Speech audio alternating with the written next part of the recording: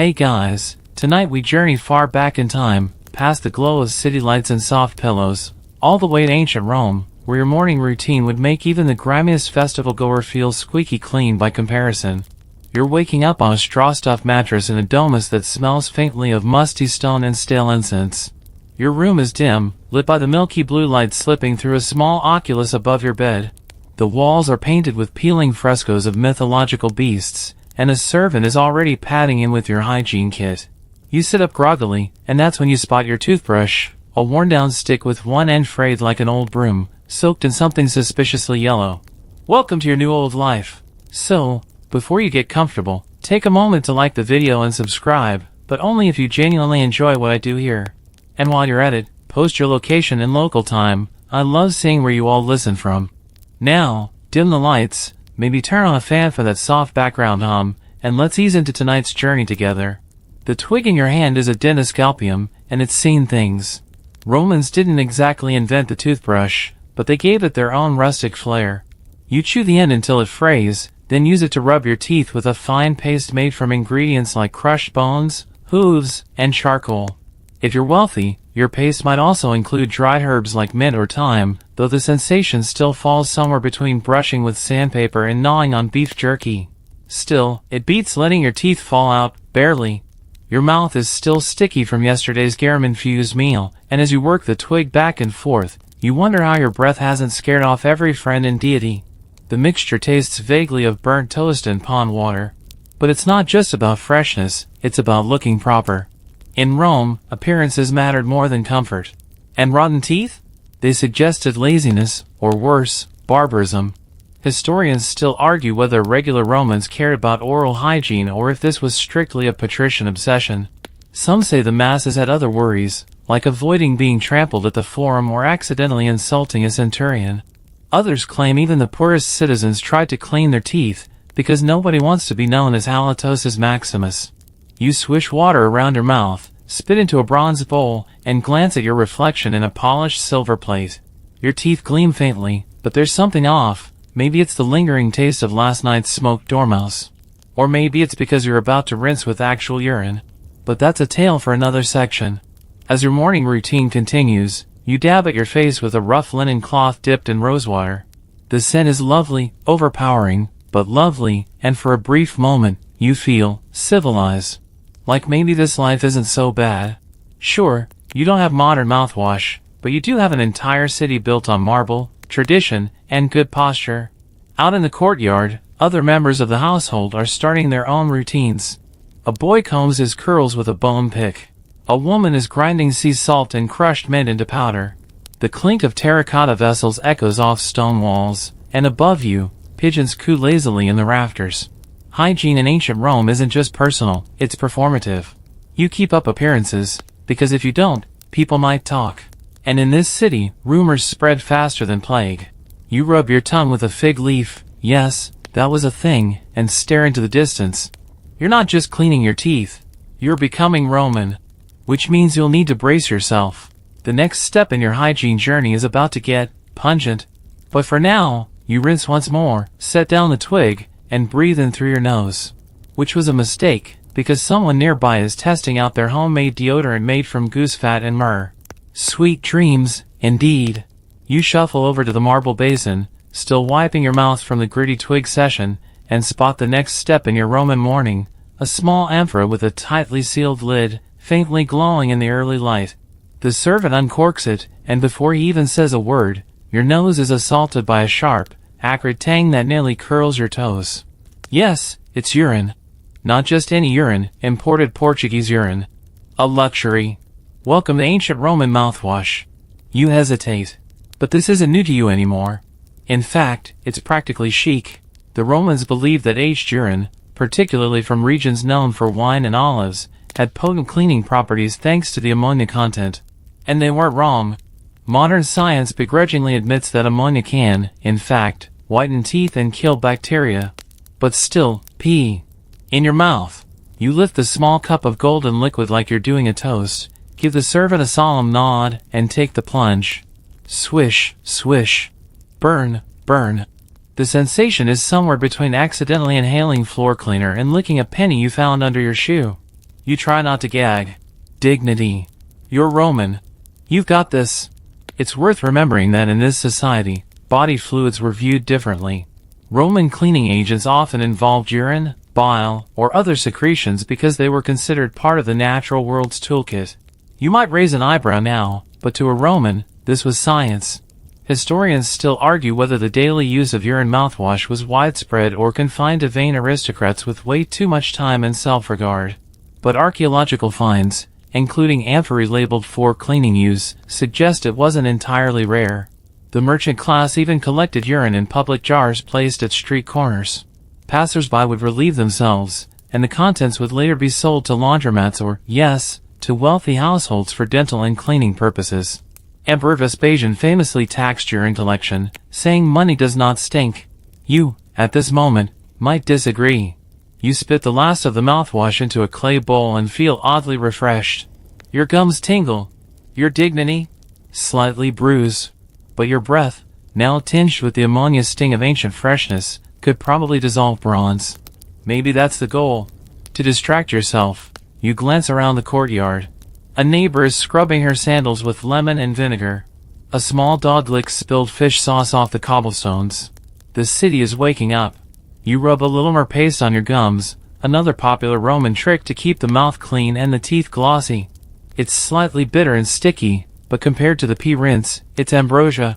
A senator once claimed that he owed his political success to a sharp tongue and a fresh mouth. You wonder if this is what he meant, or if he just didn't eat garum daily. The servant offers you a sprig of mint. You chew it slowly. Your breath, now a confusing mix of plant oils and ammonia, would terrify a wolf. But hey, the wolves are in the countryside. And you're here, in the belly of the empire, where grooming isn't just about health, it's about honor. You think back to Pliny the Elder's writings.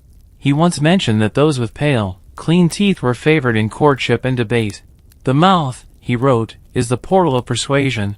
You try to remember this as your own portal still tastes faintly like spoiled olives. You take one more deep breath, through your mouth this time, and reach for your next ritual item. Because after that flavor bomb, only something abrasive could possibly feel right. And yes, the next step in your Roman dental routine includes ground-up seashells and volcanic ash. But you'll get there. For now, you sit down on a cool stone bench, watching a sunbeam slide across the mosaic floor. The taste may linger, but so does the satisfaction. You've survived another Roman morning rinse. You are gleaming. You are dignified. You are slightly nauseated. You lean forward on the stone bench, your tongue still tingling from that ammonia cocktail, and stare down at the next part of your dental arsenal, a squat ceramic bowl filled with a chalky, grayish paste. The servant hands you a flat bronze spatula. You scoop a generous dab and smear it across your frayed twig brush, which now feels less like dental care and more like prepping for battle. This isn't Colgate. It's pumice stone mixed with powdered seashells, a little ash from last week's hearth, and, if you're lucky, a touch of mint or dried sage. You raise the twig to your mouth and begin the rhythmic scrape along your molars, wincing slightly as the grit grinds against enamel. Your gums protest. Your teeth scream. You power through. Romans believed cleanliness was a daily discipline, more about discipline, really, than comfort. And this paste? It's not just about freshening your breath, it's about polishing your teeth like they're tiny pieces of marble. The ideal Roman smile wasn't necessarily pearly white, it was healthy, unblemished, and definitely not rotten. One whiff of tooth decay, and people assumed you were either poor, foreign, or cursed. Historians still argue whether everyone used these abrasive pastes daily, or if they were reserved for special occasions, like Senate debates or seductions. Some think women were more likely to obsess over dental polish, while others argue the warrior class used it to intimidate with gleaming grins. You pause, tongue feeling sandblasted.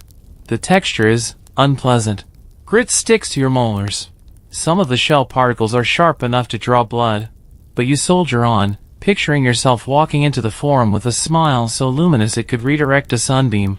Across the courtyard, a young girl is pounding oyster shells with a stone mortar. She hums as she works, preparing more of the precious paste. These materials weren't cheap. Seashells had to be collected, cleaned, dried, and ground. Pumice was imported from volcanic regions like Lipari or the slopes of Vesuvius. Your mouth is, in effect, a geological experiment. You add a second smear of paste and go at the lower teeth now, noticing how the paste fizzes faintly as it reacts with the remnants of last night's sour wine. A satisfying burn. Like chewing on a fossilized lemon. There's also an odd cultural side to all this. Roman poets often teased their enemies by mocking their bad teeth. Martial, ever the satirist, accused one rival of brushing with gravel. Another was told his breath could fell oxen. A winning smile wasn't just aesthetic, it was armor. And if you were wealthy enough, you might even stain your teeth intentionally. That's right. Certain shades of yellow or red were fashionable at times, especially among performers or courtesans. Romans weren't obsessed with whiteness the way modern beauty standards dictate. In fact, 2 white teeth were sometimes seen as fake or foreign. Your mind wanders as you rinse with water, spit into the same bowl you used earlier, and examine your work in a silver mirror. The teeth are smooth now. A bit tender, but gleaming. You feel both accomplished and slightly betrayed by your gums. A pigeon flaps down onto the balustrade near you, pecking curiously at a leftover sage leaf. The sun warms the flagstones, and you can smell freshly baked bread wafting from a bakery down the alley. A breeze carries the scent of olive oil and ash. Rome is waking, and so is your mouth. You lean back, wiping your lips, and wonder how much of this is really about hygiene, and how much is about pride. Probably both. You feel more awake now than you did when you rolled off that straw mattress. And sure, you've just rubbed volcanic dust on your teeth. But you did it with elegance. One more ritual remains before you can face the day. It involves soot, oil, and something that looks suspiciously like burnt toast. But hey, your ancestors had it worse. Probably. You stand, stretch, and spit one last grain of oyster shell into a flower pot. You head back inside, where the servant awaits with a fresh linen cloth and a flat wooden tray bearing a small ceramic pot. You take one whiff and know instantly, burnt bread. But not just any burnt bread, this is the core ingredient of your next toothpaste substitute. It's been lovingly charred, ground into a fine powder, and mixed with soot from last night's fire. Add a drizzle of olive oil to bind it, and voila, you've got Rome's answer to whitening paste. You dip your twig brush into the gritty black mixture. It smells like someone set a bakery on fire and bottled the ashes. Still, you've come this far. You bring the brush to your mouth again and begin to scrub. The texture is clumpy and oily. The taste is bitter, smoky, with undertones of despair and yesterday's lentils. But you keep going. At this point, discomfort has become strangely meditative. Romans believed that certain ashes had purifying qualities, not just for the skin, but also for the teeth and spirit.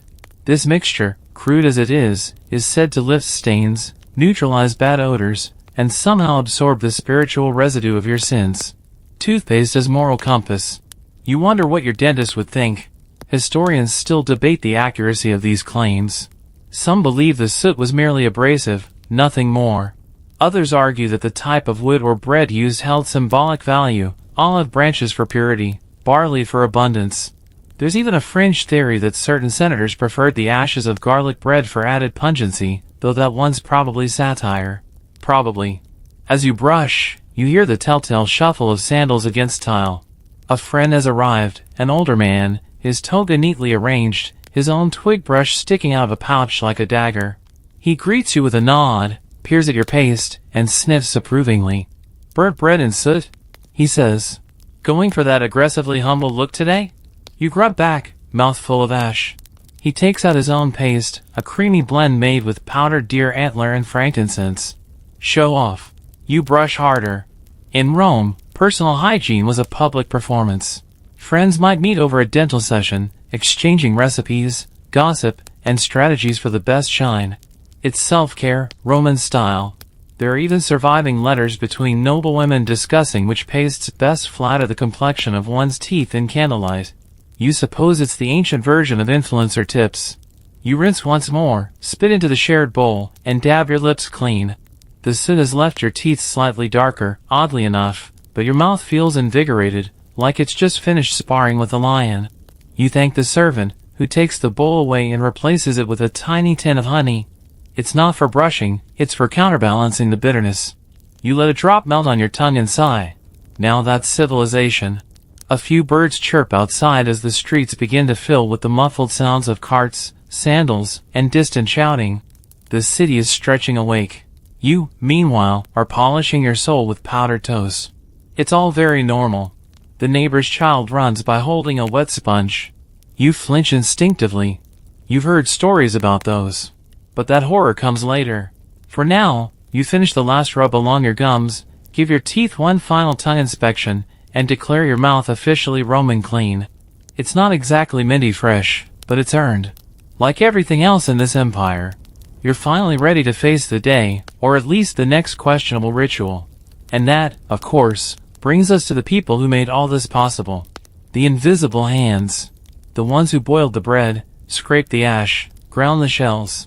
Yes, the humble Roman slaves, the backbone of bathroom luxury.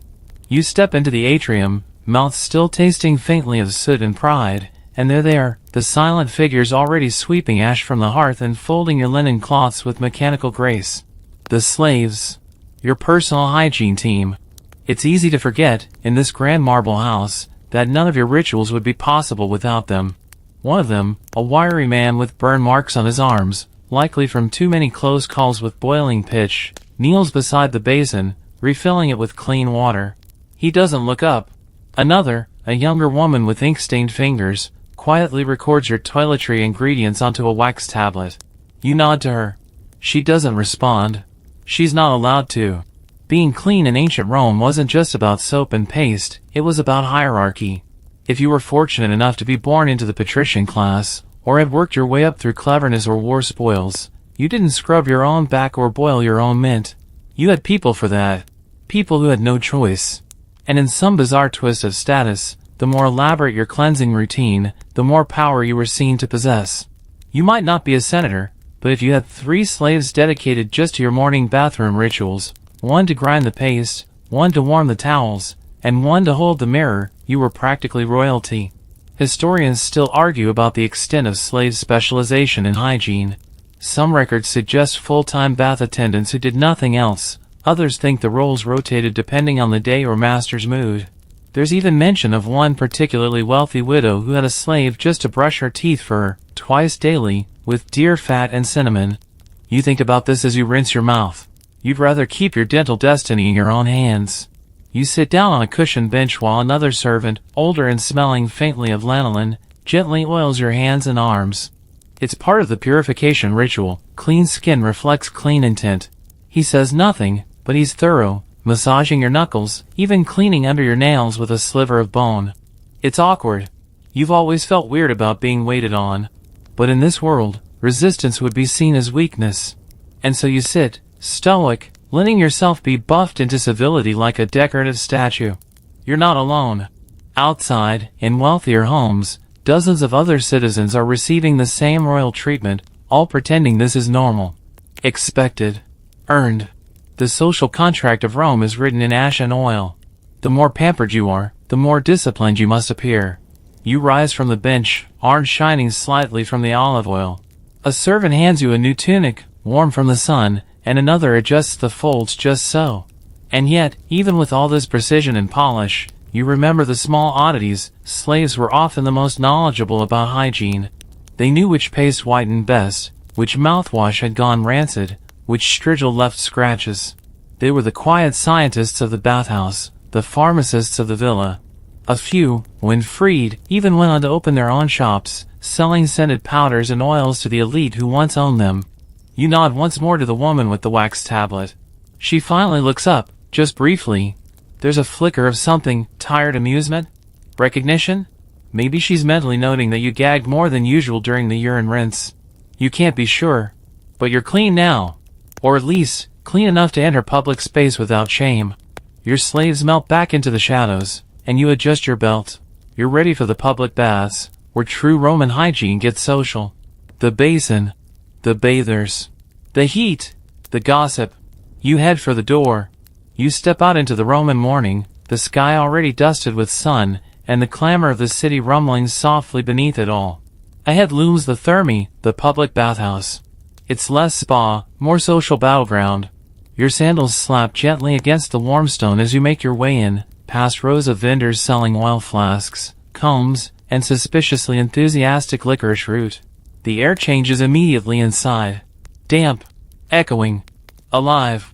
Dozens of voices bounce off high vaulted ceilings, mixing with the splash of water, the scrape of strigils, and the occasional philosophical argument about what counts as clean enough. You nod at the attendant who takes your tunic and hands you a small bronze token, your entry confirmed. No turning back now. The apoditorium, the changing room, is crowded with men of all shapes, ages, and questionable modesty. You find a niche to stash your sandals and personal grooming kit, and quickly drape your towel, a scratchy wool number, around your waist. You're just another citizen now, indistinguishable from the baker, the merchant, or even the minor magistrate arguing about olive tariffs by the benches. This is what the Romans mastered, equalizing filth. Inside the baths, everyone sweats together. You pass through the tepidarium, the warm room, where condensation clings to the mosaic walls. Your skin begins to tingle, prepped by the rising heat. Some visitors are already reclining on heated benches, gossiping lazily about senators' affairs and local wine frauds. You listen with half an ear. None of it sounds particularly surprising. Historians still argue whether the bathhouse was primarily about hygiene or politics. Evidence suggests it was a bit of both. Deals were made here. Marriages arranged. Favors exchanged with a wink and a slap of a wet towel. You step into the caldarium, the hot room, and it hits you like a boiled sponge. Steam chokes the air. You feel it beat on your forehead, slide down your back. The marble floor is slick and the walls drip like jungle leaves. Somewhere in the haze, a man sneezes and curses Neptune. You nod respectfully. This room is where the grime gets loosened, the heat opens your pores, and the real cleaning begins. You find a place to sit near a brazier and accept a small jug of olive oil from a boy who barely looks 10. It's already warm. You pour it slowly onto your arms, then chest, rubbing it in. It's not for moisturizing, it's a prelude to exfoliation. A friend appears, strigil in hand. A curved metal scraper, it's dull enough not to cut, but sharp enough to make you question your life choices. You hand him your oil jug in exchange for a turn. He nods and begins. Scrape. Long, deliberate strokes down your arms and shoulders. The oil pulls dead skin, sweat, and last night's regrets to the surface, and the strigil peels it away like erasing history. It stings a little, especially around the ribs. But you're used to it. Everyone is. You take turns. He scrapes, you scrape. There's a weird intimacy in it. A rhythm. Like shaving a friend's head or digging a splinter from their palm. You don't speak. You just nod occasionally as bits of darkened oil slide off your body onto the stone. Not everything is clean, though. The bathhouses are infamous for gossip, theft, and the occasional light stabbing. That's why you leave your valuables at home. Unless you're feeling lucky. You eventually move on to the frigidarium, the cold room, where the water is brisk and biting. You dunk your head under for a final rinse. It shocks the nerves, tightens the pores, and resets your senses. You emerge feeling vaguely reborn, like a shivering, socially refreshed baby. You towel off with the least damp square of cloth you can find, nod again at the attendant, who eyes your teeth approvingly, and step back into the sun, clean, polished, and bathed in the collective sweat of 100 strangers. Time for lunch. But first, the latrines call. You've barely taken 3 steps from the bathhouse before your bowels remind you, those figs you snuck in the forum yesterday are back with a vengeance. You sigh, adjust your freshly dried tunic, and make your way toward one of Rome's most underrated marvels, its public toilets. At first glance, they resemble a long stone bench with evenly spaced holes, not unlike a very depressing flute. You count 12 seats, each worn smooth by time and cheeks. Beneath the bench, a channel of running water flows constantly, thanks to Rome's incredible aqueduct system. You're impressed until you remember what's actually being carried away. You sit, because that's what everyone does. No stalls. No doors. No privacy. The man beside you, a grizzled baker, nods politely and continues discussing grain shortages with a man already mid-defecation. It's not weird here. Everyone poops, and in Rome, everyone does it together. The real test of courage isn't the public nature of the act. It's the sponge. Historians call it the tersorium. You call it a shared stick with a sea sponge on the end, sitting ominously in a bucket of water and vinegar. You eye it like it might lunge first. The logic was hygiene through acidity. The vinegar killed bacteria, supposedly. Or, at the very least, rearranged them into something more polite. You've heard rumors that wealthier Romans had personal sponges, monogrammed, even. But here, it's community property. One for all, and all for the sponge. You wait your turn, try not to think too hard, and when it's time, you handle it like you're defusing a bomb. Swift, minimal contact, no sudden movements. You survive. You toss a handful of crushed chalk into the trough as a courtesy and stand up, dignity bruised but intact. You wash your hands in the side channel, where cleaner water flows from a different pipe. Rome may not give you privacy, but it gives you options. Historians still argue about the real cleanliness of Roman latrines. Some claim the constant water flow kept them sanitary. Others point to ancient parasite evidence in sewer sediments and shudder. One fringe theory suggests the sponge was actually more symbolic, a gesture of wiping, rather than real cleaning. You hope not. You've used it with full sincerity. A boy runs in, panicked, and slips on the wet floor. He lands with a thud and immediately begins laughing, along with everyone else. Because once you're in the latrine, modesty dies and comedy thrives. It's democratic. It's disgusting. It's home. You nod to the baker, who offers you a date from his satchel. You decline politely.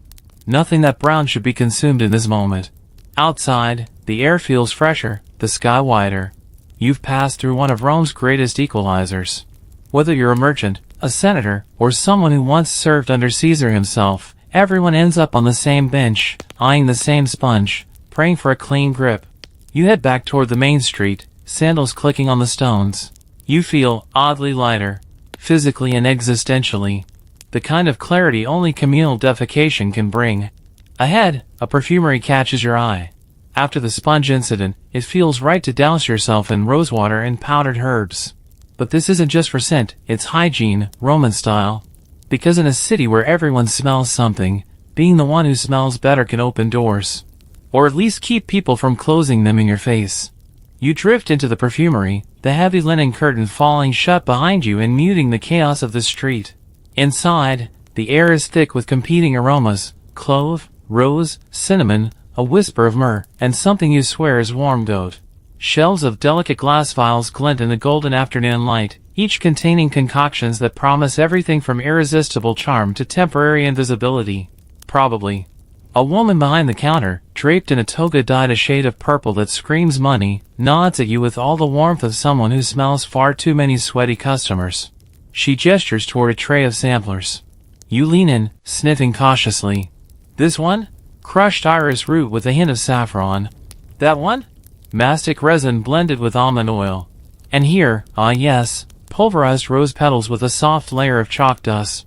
You settle on a mixture that smells faintly of baked figs and orange rind. Earthy, sweet, but not trying too hard. A good I care about hygiene, but I'm still relatable scent.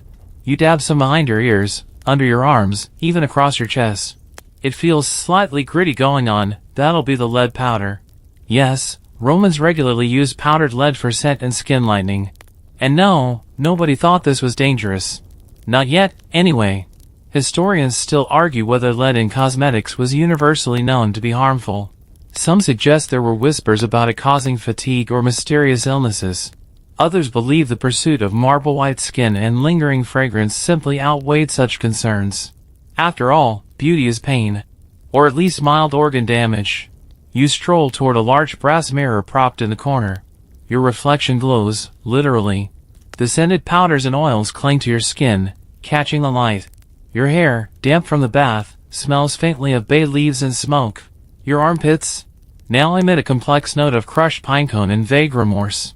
The woman hands you a small cone of perfumed wax, meant to be tucked into your hair or headdress, slowly melting over the course of the day to keep your scent fresh. You raise an eyebrow. She shrugs. It's a bestseller. You pay, and the moment you step back into the sunlight, you notice a difference. Heads turn. One man inhales too hard and sneezes into his toga. A child nearby asks her mother if the bakery's on fire. You're not offended. You're perfumed.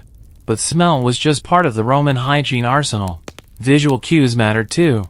And nothing revealed your true cleanliness like the state of your tunic, which, in your case, has suffered slightly from the latrine bench and the humidity of the bathhouse.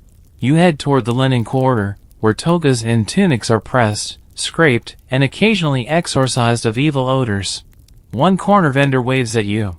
You wave back, already mentally preparing to explain the mystery stain on your left hip. They say a toga makes the man. But in Rome, a clean tunic makes the human. If your garments smell like garum and donkey, you might as well be a barbarian. But if they smell faintly of myrtle and lanolin, you're someone to be reckoned with. You duck into the shade of the colonnade, unfasten your outer wrap, and hand it off to a washer boy. He sniffs it automatically, nods, begins to boil a new vat of soap. You suspect you're not his easiest client. As he works, another vendor tries to sell you a pit balm, an armpit paste made from mashed figs and beeswax. It promises 36 hours of dryness, assuming you avoid stress, direct sun, and breathing too hard. You buy two. And as you sit there, sun-warmed and fragrant, watching your tunic get dunked into a steaming cauldron of urine, ash, and bay leaves, you realize something unexpected. You're clean. Not just on the outside. Something about enduring all these indignities with grace, something about not flinching at the sponge or the lead, makes you feel Roman. Like you belong. A nearby man is bragging that his perfume contains the tears of flamingos. You sip barley tea and pretend not to care. You recline on a shaded bench while your tunic stews in that delightfully pungent brew of ash, oil, and mystery fluids. Across from you, a young man fans himself lazily, his skin glistening with what looks like honey. You catch the scent a moment later, sweet, floral, and just a bit fermented. Probably intentional. You reach into your satchel and pull out a small jar of your own deodorant. It's a gritty, off-white mixture made of crushed rose petals, vinegar, and powdered alum. You scoop a bit with your fingers and dab it into each armpit. The sting is immediate. That's the vinegar doing its job, or at least pretending to. Romans weren't exactly spoiled for options when it came to underarm freshness. Deodorant, in the ancient sense, meant anything that made you smell less like a soldier's boot after campaign season. You've heard of people rubbing their pits with mint leaves, ash, or even ground-up horn. One merchant in the forum swears by a mix of salt and crushed pearl. You suspect he's lying, but glamorously. Historians still debate how often Romans actually applied these potions. Was it daily? Before parties only? Some say the lower classes simply didn't bother, trusting sweat and leather to do the talking. Others argue that body odor was part of the Roman identity, natural, manly, unavoidable. But those who could mask it, they became the scented elite. You sit straighter, feeling your own scent bloom into the air. Subtle, floral, slightly salty. Like a petal wilted in seawater. A woman passes, trailing a fragrance of lavender and sulfur. You nod. Respect. The laundry boy returns, your tunic steaming and barely damp. You hold it up to the light. The stain? Vanished. The color? Slightly off, now tinged a faint greenish hue from the ash, but that's practically fashionable. You slip it back over your head, the fabric warm against your skin. It smells better. Not quite fresh, but at least not like fermented anchovy. Now that your body and clothes are officially deodorized, it's time to turn your attention to the real status symbol of hygiene, your toga. Unlike your tunic, which lives life close to the body, the toga is your public armor. And a poorly maintained toga? That's like walking into the Senate wearing a potato sack. You unfold yours carefully. 6 meters of wool, bleached white using sulfur fumes and urine. You wince remembering that part of the process. Still, it gleams. A well-pressed toga signals dignity, status, and also, if we're being honest, a very bored domestic staff. The problem is, Rome is hot. And 6 meters of thick wool wrapped in elaborate folds turns you into a mobile oven.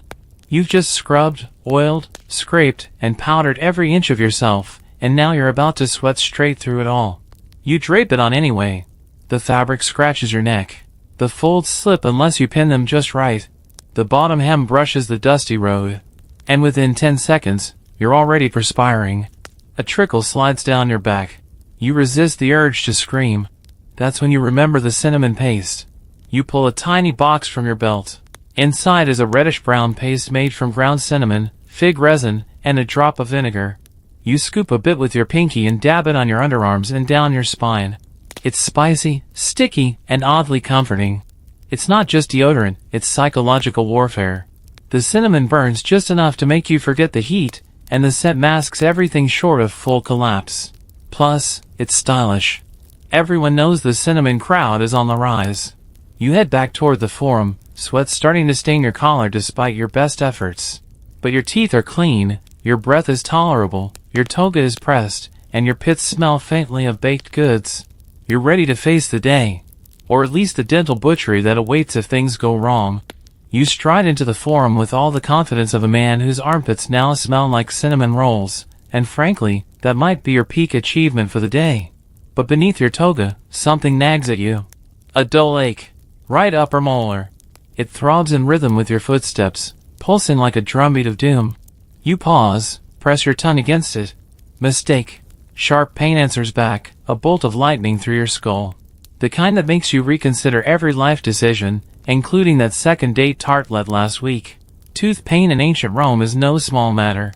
There are no orthodontists. No numbing gels. No cute dental chairs with whimsical animal posters.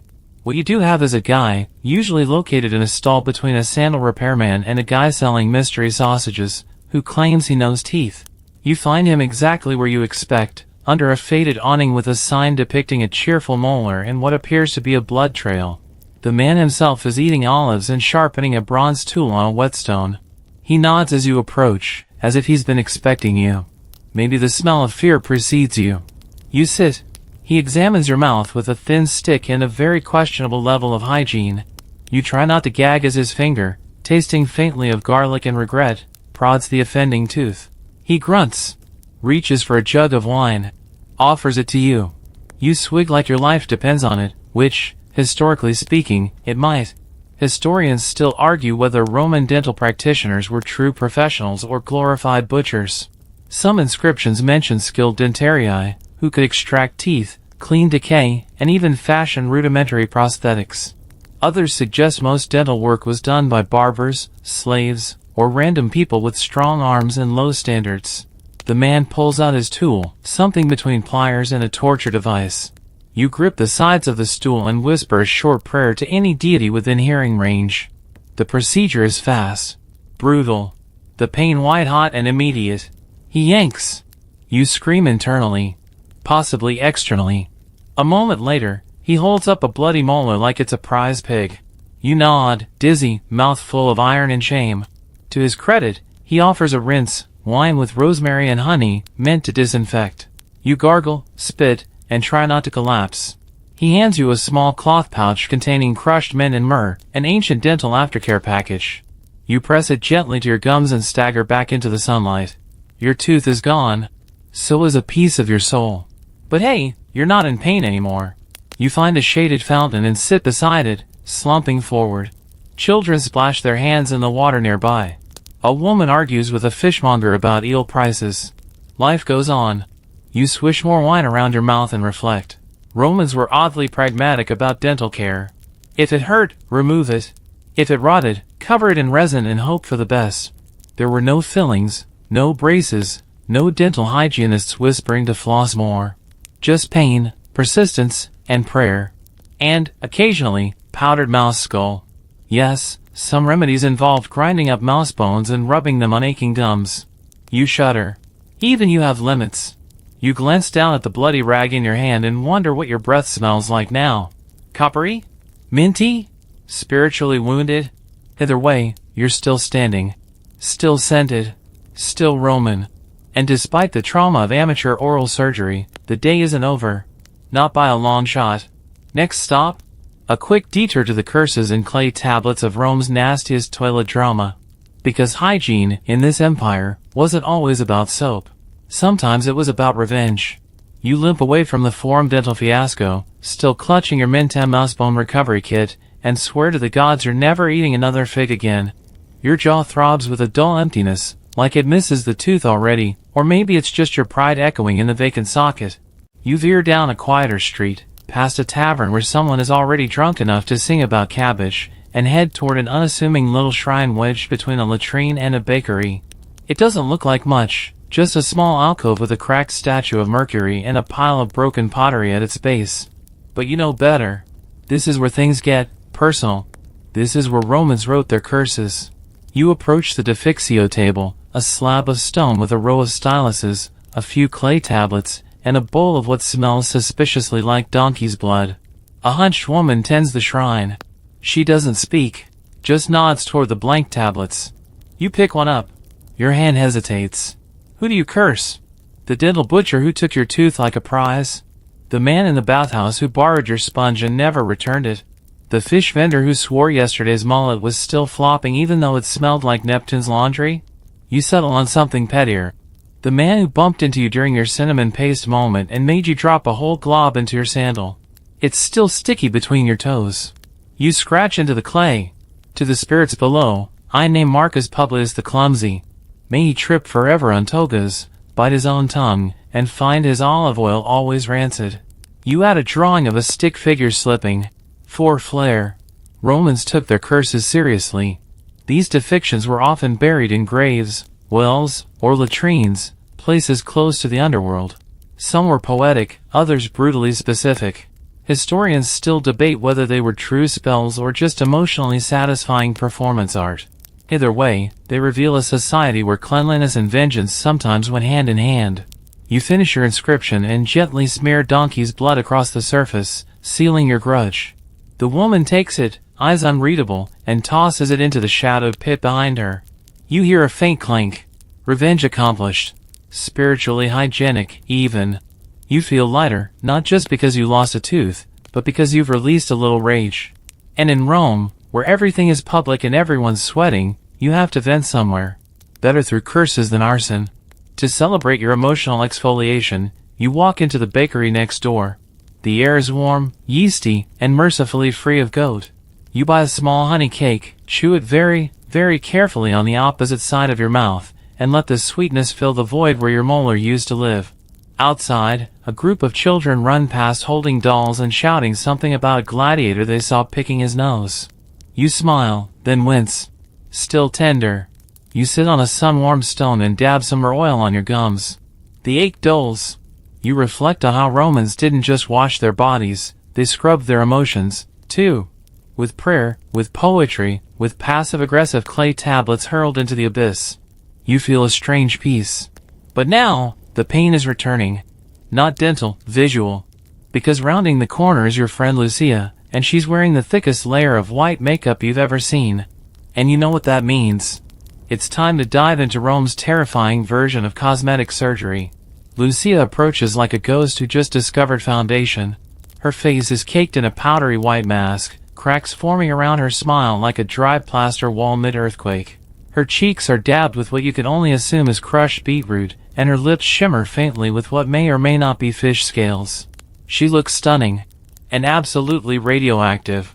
You rise slowly, the ache in your jaw momentarily forgotten as she greets you with 2 perfumed kisses, air kisses, of course. She wouldn't dare smudge that masterpiece. You do your best not to sneeze. Her perfume is a bold blend of saffron, iris, and copper. Lucia links her arm through yours and begins chatting about her upcoming visit to a famed beautician, one who specializes in reshaping earlobes using heated clamps and a firm belief in symmetry. You nod along, trying not to imagine it. Cosmetic enhancement in ancient Rome wasn't subtle. The ideal Roman complexion was pale, so pale, in fact, that lead-based face creams were all the rage. Women, and some men, applied cerussa, a paste made from vinegar and powdered white lead. It offered a matte finish and flawless coverage, with the unfortunate side effect of slowly poisoning you. Historians still argue whether Romans understood the dangers. Some records hint at illnesses linked to these cosmetics, peeling skin, fainting spells, hair loss. But vanity, especially among the elite, often triumphed over common sense. The motto might as well have been, "Die beautiful." Lucia pulls you into a shaded courtyard, where a beautician is already demonstrating eyebrow-plucking techniques using a string of horsehair. A woman nearby is getting her freckles removed with a mixture of vinegar and crushed oyster shells. The resulting paste bubbles like a cursed stew. You suppress a shiver. On a side table, an array of tools gleam, spatulas, tweezers, styluses, and little curved knives. Not for surgery, at least not by your standards, but for shaping. Roman noses could be refined using firm pressure and clay molds. Lips were stained with wine sediment, eyelashes darkened with soot. There are rumors, whispered in smoky corners, of slaves trained to break and reset cartilage for those seeking a better profile. Lucia sits down and begins applying fresh cerussa with a spatula. She offers you some. You decline. She shrugs, tells you your skin has that natural peasant glow, and goes back to layering. You glance around. One girl is using powdered ant eggs for exfoliation. Another applies crocodile dung to her neck, a trick borrowed from Egypt, said to firm the skin. There's even a jar labeled insomniacs, donkey milk. You don't ask. You've learned. You think of your own morning routine, twigs, pee, grit, sponge trauma, and realize you're practically minimalist compared to this. One French remedy catches your eye. A small clay jar labeled powdered bat heart, for boldness and bright eyes. You pick it up, unsure if it's meant to be applied, ingested, or whispered to under moonlight. The beautician sees you, winks, and says it's only for special clients. You put it down carefully. Lucia is finally done. She rises, her face now fully transformed into a marble goddess. You want to compliment her, but all that comes out is a strangled wow. She beams. Cracks form. You pretend not to notice. The two of you walk back into the street, her perfume trailing behind like a declaration of war. People turn to look. One child gasps. Mission accomplished. You part ways at the fountain. She kisses your cheek, leaving behind a faint white smudge that smells of almonds and bad decisions. You wipe it off and stare into the water. Somewhere in this city, a healer is boiling mouse brains for a dental poultice. Somewhere else, a senator is paying a man to pluck his back hair with sharpened bronze. Hygiene, beauty, status, they're all tangled together here, in a society that prizes the appearance of purity over its pursuit. You smile, wince again from the socket, and head toward your friend's domus. He's been reading Pliny the Elder all week, and insists he's found the secret to the ultimate mouth freshness. It involves goat milk, and something called unwind of truth. You're scared.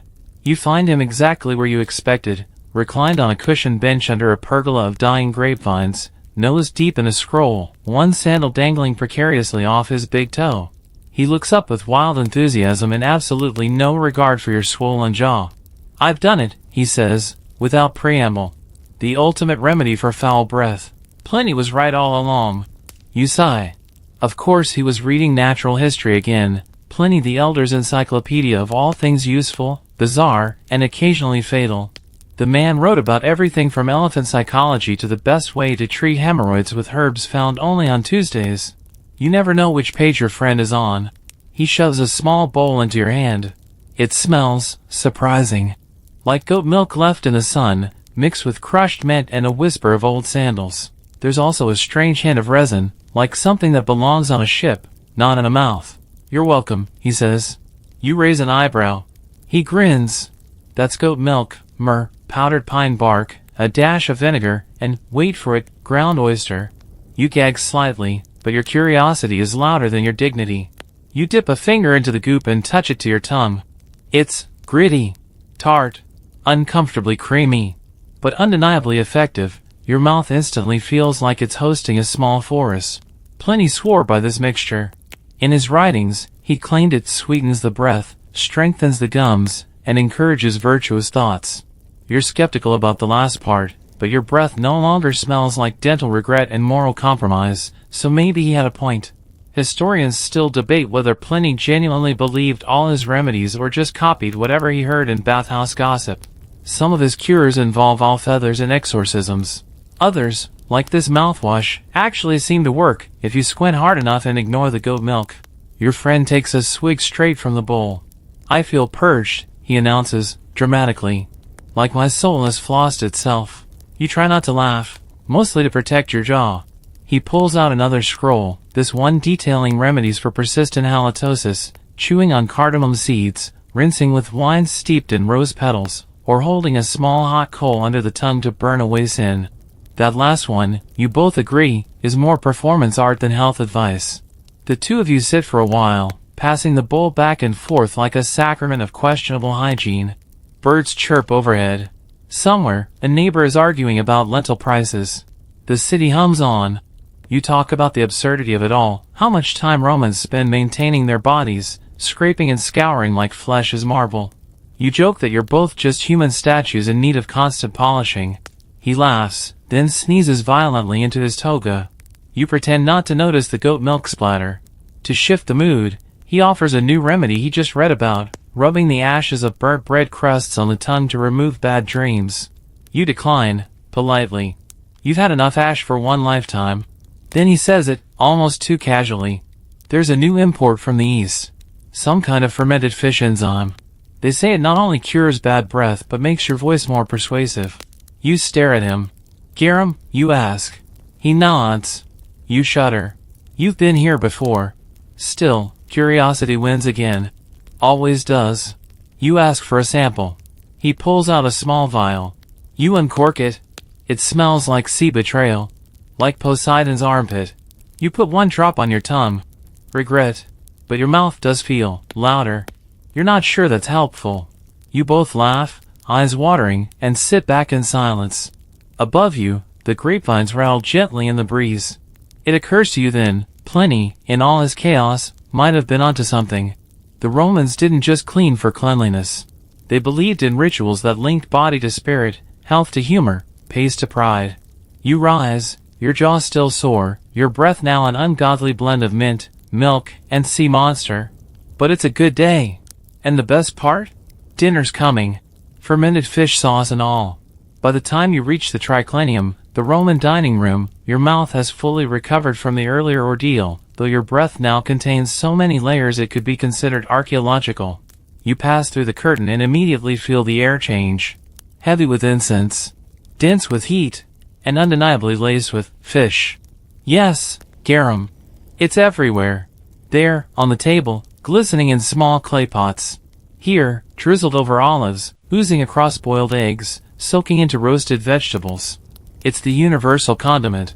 The ketchup of empires. The smell is unforgettable, a pungent punch of rotted anchovy, salt, and ambition. You suppress a gag.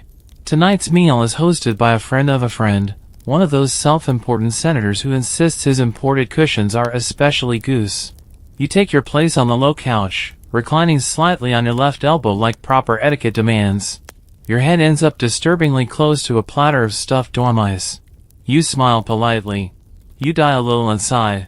The appetizers arrive. Anchovy stuffed dates, honey-glazed liver, and flatbread smeared with, you guessed it, garum butter.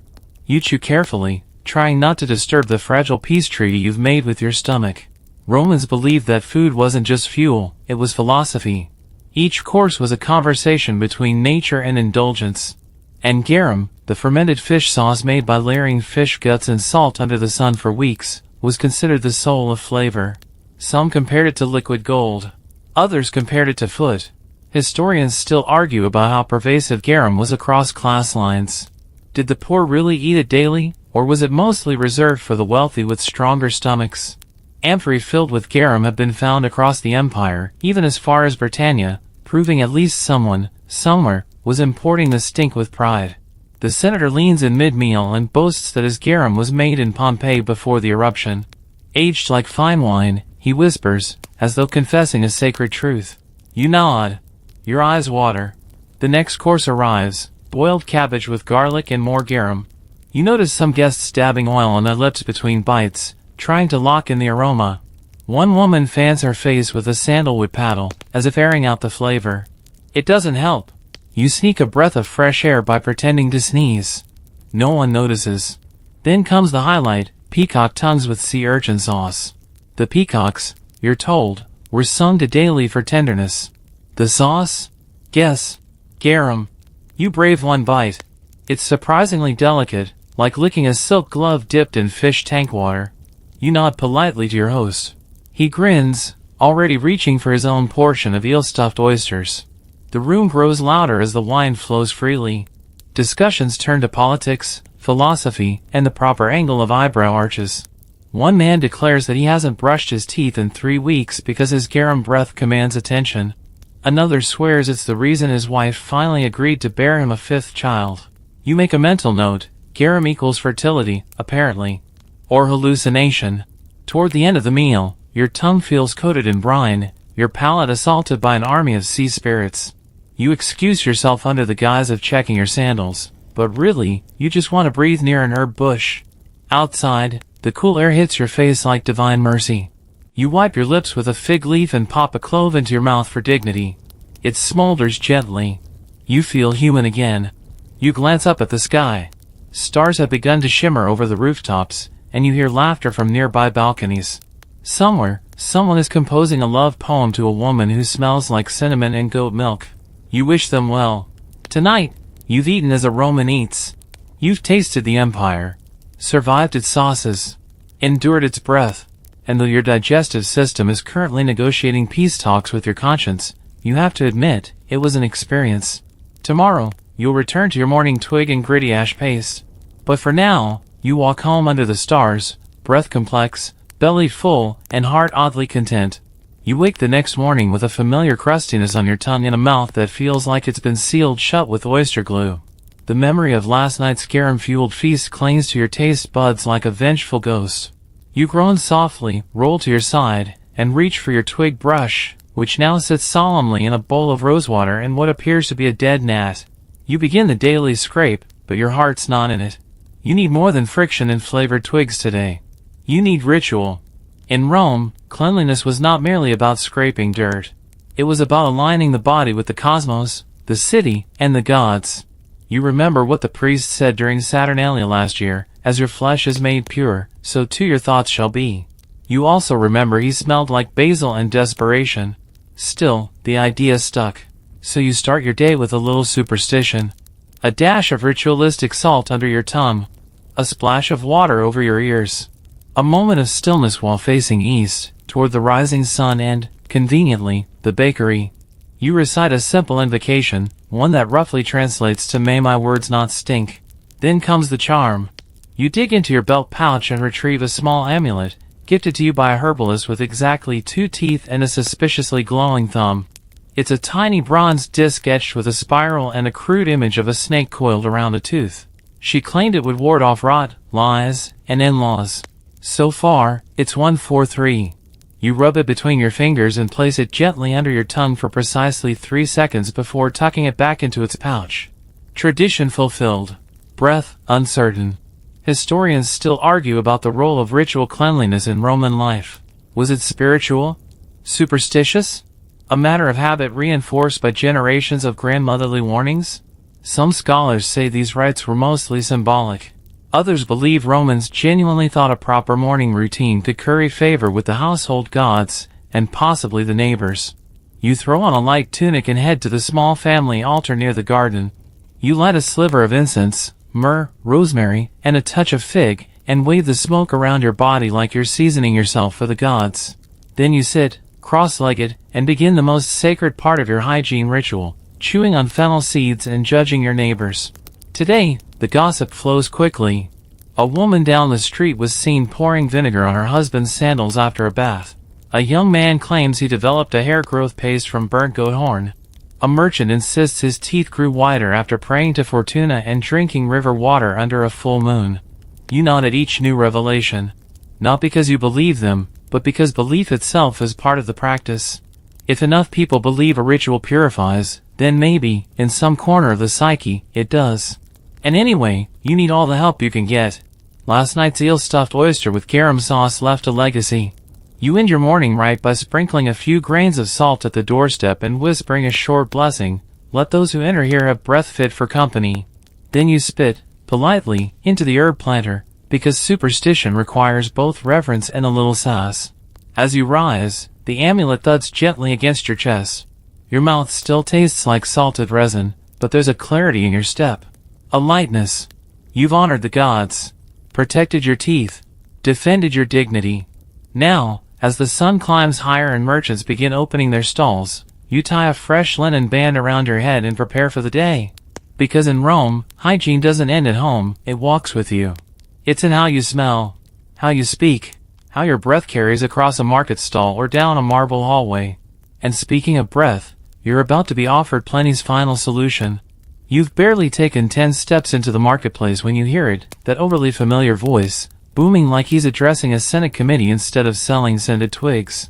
It's Gaius, the self-proclaimed herbal philosopher, waving a scroll with one hand and a pouch of mystery powder with the other. "You there," he bellows. "Still breathing like a fishmonger's cart at noon? Plenty's wisdom can save you." You freeze. Too late. He's already halfway across the stall, his face aglow with conviction and traces of parsley. Before you can escape, he presses a small packet into your palm. It's warm, slightly damp, and smells complex. Like moss that got into a shouting match with lemon peel. This, he declares, is my own blend.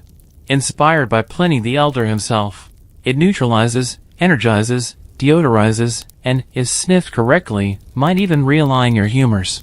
You raise an eyebrow. It's for the mouth, right? He grins. Mostly. You consider it. Gaius is a lot of things, loud, dramatic, and suspiciously fond of dried beetroot, but he's not a complete fraud. Last spring, his rosemary paste actually cleared up a rash that had plagued your left ear for 3 months. You peel open the packet. Inside is a finely ground mixture, dried bay leaves, citrus peel, crushed fennel, and something that twinkles faintly. You pray it isn't mica. He instructs you, take a pinch. Place it under your tongue. Do not swallow until you've counted to 8 and insulted at least one former emperor under your breath. You do as told. The powder immediately sears your tongue, cool first, like mint, then warm like ginger and regret. Your eyes water. You mumble something unkind about Nero's taste in curtains. A strange cum follows. The flavor is sharp but not unpleasant. Like chewing on a citrus orchard after it's been politely set on fire. Gaius beams. You see? Pliny wrote that nature, when powdered and respected, can outperform even the gods. Historians still debate whether Pliny actually advocated for these specific combinations. His natural history is vast, chaotic, and occasionally contradictory. One paragraph praises bay leaves, the next warns that too many might make your dreams smell like iron. Scholars suspect many of his recommendations were regional hearsay turned gospel by scribes who skipped breakfast. But this one, this peculiar mouth powder, works. You can feel it in your breath. It's cleaner, sharper, like you've flossed with poetry.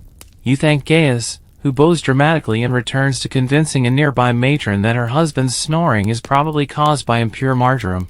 You continue on, pouch in hand, savoring the way your mouth feels more alive than it has in days. You even breathe purposefully in the direction of a passing senator, who wrinkles his nose and mutters something about citrusy insolence. Pleased, you stop at a fruit stand, where the vendor offers you a figure. You hesitate, traumatized as you were by past fig incidents, but the fig looks perfect. Deep purple, soft, glistening in the sun. You bite. It's delicious. And this time, it doesn't fight back. No tooth pain. No curses. Just sweetness and spice on a refreshed tongue. You savor it. Because in this empire of extremes, of urine rinses and fish sauce feasts, there are still simple moments of pleasure. A clean breath. A kind smile. A fig that doesn't destroy your molars. As you walk through the market, passing stalls selling honey cakes, snake oil, and suspiciously jiggly cheese, you think about how far you've come. From twig brushes to powdered bay leaves. From sponges on sticks to Pliny's herbal gospel. You are not just clean, you are cleansed. Spiritually minty. Cosmically scrubbed. And soon, you'll need that spiritual strength.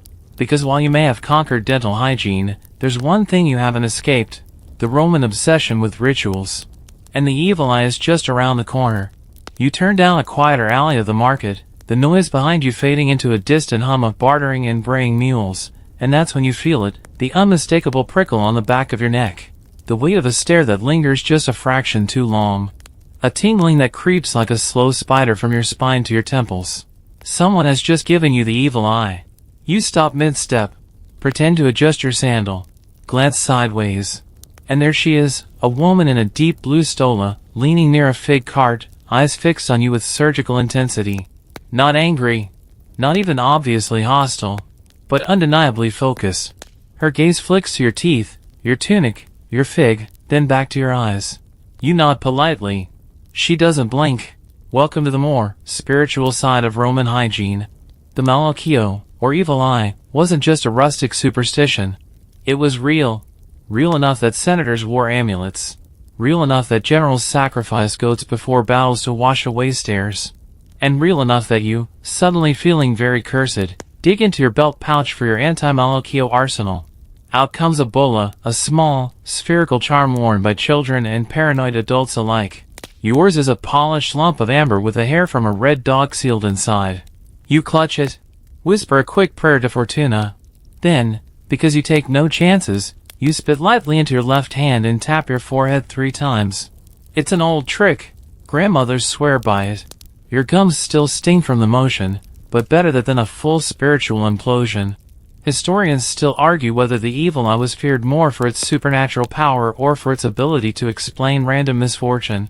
Some say it was psychological, a convenient scapegoat for toothaches, lost goats, or a sudden string of embarrassing hiccups.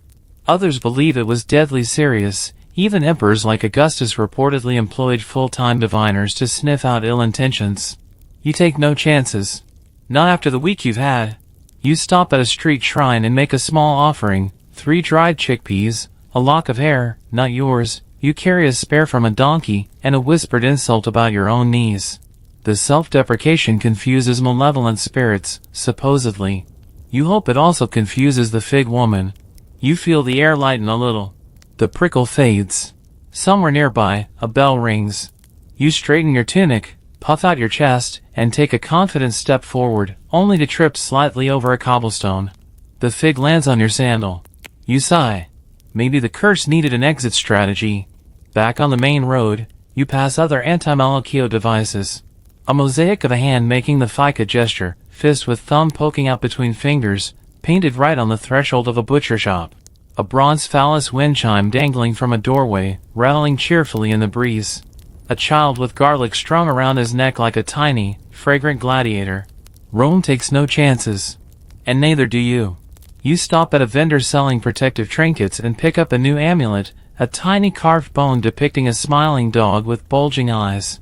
The vendor assures you it's been personally sneered at by a priestess from Ostia. You nod gravely and pay in full. You hang it on your belt, where it jangles beside your cinnamon paste and twig brush. The full hygiene annex kit. The sun begins to lower, casting long amber shadows across the marble roads. You pass a man muttering a prayer as he washes his feet in a fountain. Another drops a coin into the drain as an offering to the underworld. You do the same. Just in case. Because in Rome, being clean wasn't just about looking good or smelling pleasant. It was protection. Against decay, against dishonor, against spirits that might slip in through an unwashed fingernail or a badly brushed molar. You pause. Inhale. Your breath still carries notes of bay leaf and old fish, but also something fresher, resilience, maybe. Or goat milk. The woman in the blue stola is gone. Or maybe she never was. Either way, you feel cleansed. And now, as you turn toward home, you start to hear the real lesson of the day, a senator lecturing in the distance, his voice grand and gravelly, on the virtues of cleanliness, not for health, but for the soul. You follow the senator's voice as it echoes through the colonnade, weaving through the scent of roasting chestnuts and fresh plaster, until you reach the steps of the basilica where a modest crowd has gathered. He stands near a column, toga draped with the practiced precision of someone who hasn't washed it himself in years. His sandals are polished. His breath likely reeks of mint and self-importance. He raises a hand and declares, "Cleanliness, my friends, is not a matter of soap or scent. It is a mirror of one's inner order." You suppress a cough, probably from yesterday's sponge trauma, not inner chaos. The crowd murmurs in agreement. Someone snaps their fingers like it's a poetry reading.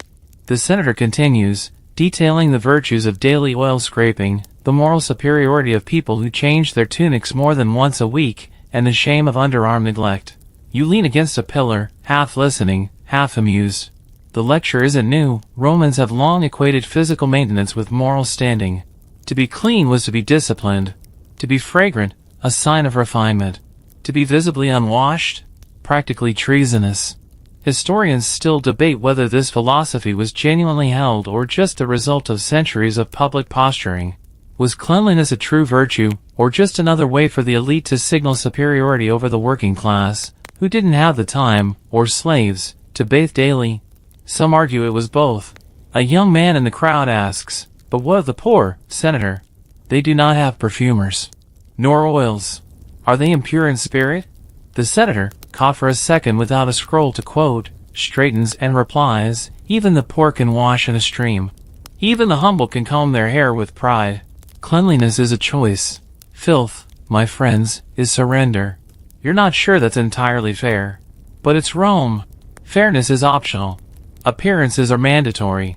You slip away from the lecture and duck into a shaded alley, where a laundress is wringing out tunics with thick, red fingers. You watch her pour water over a vat of steaming fabric, the scent of ammonia and rosemary rising like hot tea made by someone who hates you. You ask about her process. She tells you, without looking up, that she uses Fulonici techniques passed down from her grandmother: fermented urine for stains, ash for color brightening, bay oil for final scent.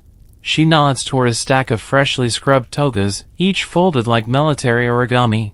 You want respect, she mutters. You wear clean clothes. Doesn't matter what you say if you smell like you slept in a goat. She offers you a strip of sun-dried linen, still warm, and you wipe your hands. She sees the charm hanging from your belt and gives a nod of approval. Protects against sewer curses, she says. You decide not to ask how she knows. You head back toward the main road, passing a man airing his sandals and another using a public fountain to rinse his face. Everyone seems to be preparing for something: an evening gathering, a family dinner, maybe a religious ritual. Clean hands, clean faces, even clean shoes. You pass a small girl helping her younger brother scrub his legs with a sponge tied to a stick. They laugh as he squirms, and for a moment, it's hard to believe this sane city invented lead makeup, crocodile dung facials, and urine gargling. But that's Rome, contradictory, proud, and always scrubbing itself in public. As the sun begins to dip, the marble glows golden. You take a seat on a bench under a fig tree, pluck a few leaves, and wipe your forehead. Nearby, a man prays quietly, dipping his fingers in a bowl of water and touching his temples, his mouth, his chest. Another kind of cleansing. Because here, even belief is ritual. Even silence, a kind of soap. You reflect, perhaps that senator wasn't entirely wrong. Cleanliness can be a mirror. But only if you're willing to look closely, past the perfumes, past the preening, and into the grime we all carry. And as you sit, watching pigeons argue over a grape, your body's still humming with oil, vinegar, and maybe a curse or two, you realize something. You've never felt filthier. And somehow, never cleaner. As twilight spreads across the rooftops, Rome shifts into a softer kind of chaos. The vendors close their stalls, the last carts rumble toward the city gates, and every fountain becomes a gathering place for bodies rinsing away the dust of the day. You watch a soldier meticulously washing his feet while singing a lullaby to himself, perhaps a ritual, or just a memory of home. You walk along the edge of the Subura, the city's notorious lower district, where the clean marble of senators' villas gives way to the crumbling charm of crowded tenements and smoky taverns. The scent here is different, earthier, sharper, human. And this is where you see the real contrast. A woman leans over a basin, scrubbing her child's tunic in cold water with nothing but sand and a rock. An old man carefully picks fleas from his shirt under a flickering torch. Children splash one another with bucket water drawn from a cistern that smells faintly of rust and pigeons. There are no oils here. No perfumed powders. No sponge boys waiting with heated towels. And yet, the same rituals exist, modified, abbreviated, but present. Clean hands. Brushed hair. A quick rinse of the face before supper. You offer the children a clove each, leftovers from your pouch, and they accept them like treasure, pressing them to their noses before giggling. Historians still argue about hygiene disparities in ancient Rome. Did the poor suffer more from disease simply due to grime, or from the overcrowded housing and poor infrastructure?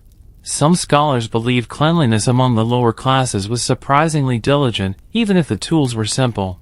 Others suspect the elite merely believed the poor were dirtier, because they needed someone to feel superior to. You sit on a low wall and watch as a group of men take turns using a single cracked strigil, scraping oil and sweat into the dirt. One of them hums. Another passes a half-rotted fig around, joking that it's still better than garum. You laugh with them.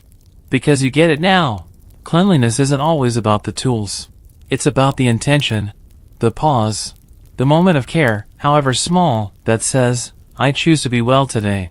And in that light, these men, covered in soot and fishbone, are no less Roman than any perfumed senator reclining under frescoes. Perhaps more. You rise, adjust your belt, and walk toward the hill. The night air carries the faintest breeze, just enough to stir the corners of your tunic and lift the scents from your skin. Still faintly minty. Still carrying that cursed ghost of goat milk. You think about your own morning rituals, luxurious, strange, sometimes repulsive. You think about the woman scrubbing with a rock, and realize the effort was the same. The difference? Resources. Status. Not intent. And that's what Rome never quite understood. The gap between those who can afford to be seen as clean, and those who must scrub harder to be seen at all. You pass a man urinating into a clay jar for resale. He nods respectfully. You nod back. Because even here, in the shadows of aqueducts and temples, everyone is contributing to someone else's cleanliness. A slave collecting bathwater to filter into a latrine. A boy carrying oil jars uphill for a richer man's massage. A girl sweeping dust from the threshold so her family's door looks worthy of attention. The poor clean with ash, the rich with pearl powder, but they all scrub toward the same illusion. That to be polished on the outside is to be right with the world. You reach the top of the hill just as the first stars appear. You sit, fold your legs, and prepare to wind down. But one final stop remains. One final ritual. Because the greatest test of Roman cleanliness isn't in the bathhouse or the banquet hall. It's in how you say goodbye to the day. You settle on the rooftop of a modest domus, legs tucked beneath you, the city glittering below like a bowl of burning coals tipped sideways. Rome hums even at rest, temples whisper their prayers into the dark, fountains gurgle without audience, and a lonely dog howls somewhere past the Aventine. The air is cool now, touched with wood smoke and the faint sharpness of crushed laurel leaves. You breathe in deeply. This is your final ritual. Not the kind with olive oil or ash, but a quiet reckoning with the day. Romans believe in endings as much as beginnings. Every evening, you must cleanse the soul as surely as the skin. And so you begin, the same way every Roman who takes such things seriously begins. With the feet, you remove your sandals and roll your toes across the rough stone. A shallow clay bowl sits nearby, filled with lukewarm water steeped with thyme and vinegar. You dip one foot in, then the other. It stings slightly, no surprise, not after a day's worth of blisters and mystery liquids from the forum floor. A sponge, this time mercifully personal, rests beside the bowl. You use it to wipe away the dust, the grit, and whatever remained of that unfortunate fig accident earlier. You work slowly, deliberately, like a priest cleaning a relic. Next comes the forehead. A damp cloth scented with rosewater and, somehow, still carrying the faintest ghost of garum. You press it against your brow. You wipe away the sweat, the curses, the judgment of strangers. You pat your temples dry. You whisper a phrase your mother taught you. Let no one else live in my mind tonight. Historians rarely write about this part of Roman life. The private cleanliness. The solitary grooming done not for status or seduction, but for stillness. Yet we know it existed. Letters mention it. Quiet poems. The odd scratched line in a bathhouse wall that reads simply, "Scrub your anger, lass." You chew on a fennel seed. You swish a rinse of wine and mint. Your mouth still bears scars of the day, but it is calmer now. Familiar. Like coming home after war. You retrieve your final tool, a wax tablet. You light the lamp beside you. The flame dances low and orange. In slow, careful lines, you write down every moment that clung to you today, the awkward mouthfuls, the lead pace, the cursed tablet you still slightly regret. The dentist. The woman with the stare. The child who laughed when you sneeze. And then, with a stylus tip still warm from the flame, you erase it all. Not because it didn't happen, but because you survived it. Clean, if not untouched. You blow out the lamp. The city sighs beneath you. Somewhere, a mother hums to her child. A cart creaks over uneven stone. A distant strigil scrapes against damp flesh. The world continues. You lie back against your folded cloak, face tilted towards stars that knew Rome before Rome knew soap. Your mouth opens slightly. Not to speak, but to release the last breath of the day. And now, as your limbs begin to soften into stillness and the city grows quieter, you let yourself settle deeper into the warmth of sleep. The rough edges of marble and memory blur. The rituals are behind you. The scraping, the rinsing, the odd smell of boiled mouse skull, all fade into something quieter now. Softer. You are clean. Not just in the Roman way, with your sponge and your strigil and your smug little amulet, but in the way that matters most. The way that lets you lay your head down tonight without carrying the day with you. Let the strange past fall away. Let the ridiculous brilliance of those rituals sink into your bones like a warm bath after a long war with yourself. You did it. You scrubbed through history. You gargled with vinegar and powdered oyster shell. You faced the sponge on a stick and lived to tell the tale. Now, everything slows. The smell of garum recedes. The echo of sandals on stone fades. the firelight on the temple walls dims into the gentle hush of breath and heartbeat, and you, a wanderer through the weirdest aisles of ancient hygiene, can finally close your eyes. You are safe here. You are still. You are starlit and set free. Let go. Sink deep. Tomorrow will have its own dust. But for now, sleep.